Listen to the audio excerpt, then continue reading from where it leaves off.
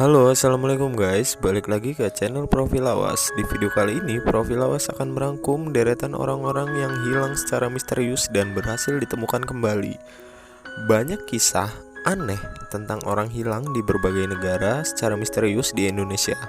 Kita sering menghubungkan insiden itu dengan keberadaan makhluk gaib tak kasat mata. Rupanya, tak hanya masyarakat Indonesia yang mengalami peristiwa orang hilang dengan misterius. Dari Amerika Serikat hingga Australia, banyak orang menghilang selama bertahun-tahun. Sebagian bahkan tidak meninggalkan jejak sama sekali, dengan beberapa ternyata ditahan oleh orang asing. Berikut ini deretan video yang berhasil Profil Lawas rangkum. Untuk mendukung channel ini, mari kita tekan tombol subscribe dan hidupkan loncengnya guys. Terima kasih.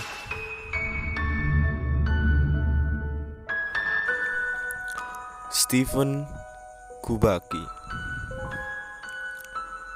Stephen Kubacki menghilang pada tahun 1978 di dekat Danau Michigan, Amerika Serikat. Insiden hilangnya Kubacki ini sangat misterius, bahkan terkesan berbau hal gaib. Kubacki yang saat itu masih seorang siswa sekolah izin keluar rumah untuk bermain skate selama beberapa jam. Sayang, ia tak kembali pada hari berikutnya. Pencarian besar-besaran dilakukan. Saat ekspedisi, pencarian dilakukan, jejak kaki ditemukan di lokasi tujuan tempat Kubacki akan bermain ski. Berhenti di tepi air beku. Tidak ada tanda-tanda dirinya pada permukaan air yang membeku. Lapisan air beku pun tak pecah. Lebih dari 1 tahun kemudian, awal Mei 1979, Kubacki kembali muncul di depan pintu orang tuanya. Dia memiliki sangat sedikit memori di mana dia berada.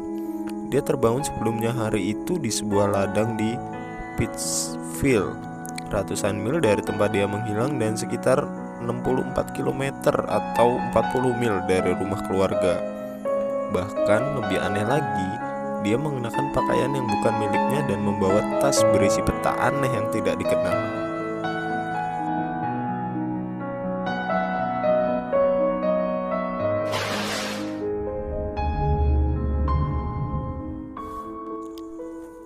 Linda Arteaga. Pada 22 September 2012 di Arkansas, Ozark. Pada sore itu, saudari dan saudari Eddie Huff dan Linda Arteaga berangkat untuk bermain sehari di hutan wilayah itu. Namun, ketika Eddie kembali sendirian dan mengaku telah meninggalkan saudara perempuannya di rumah seorang kerabat, sesuatu tampak tidak beres. Terlebih, saat Linda diketahui tidak berada di rumah kerabat, Eddie pun nampak hilang ingatan. Ia tidak tahu apa yang telah terjadi. Sebuah regu pencarian lalu diluncurkan. Linda ditemukan di lokasi sepi di tengah hutan. Ia tampak kaget dengan apa yang telah terjadi pada dirinya dan apa yang membawanya ke dalam rimba. Ia lalu mengklaim saudara lakinya sempat mengalami semacam cedera sehingga dia secara sukarela pergi mencari bantuan. Kemudian, dirinya berjalan melalui hutan. Dia menemukan pejalan kaki lain yang tampaknya tidak bisa mendengarnya ketika ia memanggil mereka. Yang lebih mengganggu lagi, dia mengklaim telah melihat sosok bayangan aneh mengawasinya dari pepohonan dan semak-semak. Hal berikutnya yang dia tahu, dia telah berada di dalam hutan dan mendengar regu pencari memanggil namanya. Wow, serem sekali ya guys.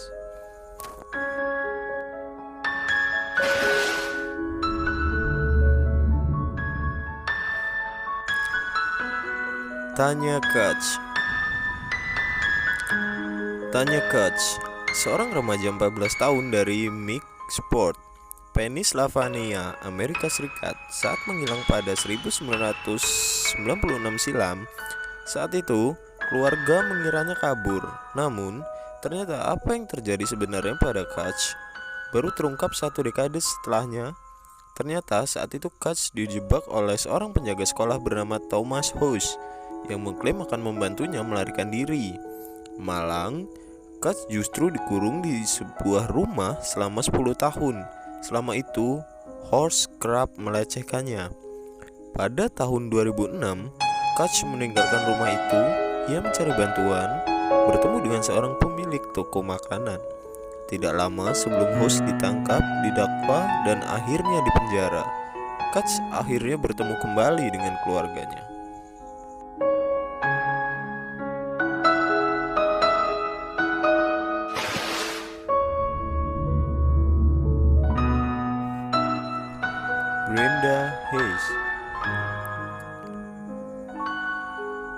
Brenda Hayes dari Pennsylvania, Amerika Serikat.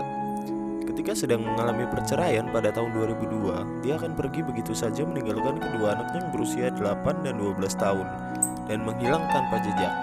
Setelah perceraian dan penyelidikan dilakukan, dia dinyatakan meninggal secara hukum pada tahun 2010. Sampai suatu hari di tahun 2013, ketika dia berada di kantor polisi Florida dan mengklaim bahwa dia pada kenyataannya Brenda Hayes yang telah menghilang dari Pennsylvania 11 tahun sebelumnya. Dia mengklaim bahwa setelah mengantar anak-anaknya ke sekolah pada tahun 2002, dia pergi ke taman tempat dia duduk dan menangis. Sekelompok 3 orang asing mendekatinya dan bertanya, apakah dia ingin bergabung dengan mereka dalam perjalanan ke Florida? Dia lalu menjelaskan bagaimana dia baru saja patah hati dan pergi bersama mereka, meninggalkan kehidupan lamanya. Brenda yang telah menggunakan alias Kelsey Lynn Smith menyadari bahwa dia telah melakukan kesalahan yang mengerikan pada tahun 2013 dan pergi ke kantor polisi dan mulai berupaya untuk membangun kembali kontak dengan keluarganya. Namun, semua upayanya tak berhasil. 2 anaknya sekarang telah dewasa menolak untuk mengizinkannya kembali ke kehidupan mereka.